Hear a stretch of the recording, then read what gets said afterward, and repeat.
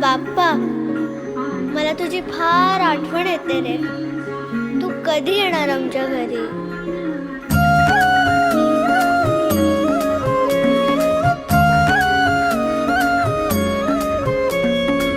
देवा तुझ्याच साठी उघडून दार, वाट पाहून झाली पार. चिंता हरून देवा थकला असणार, दे माझ्या खांद्यावर भार.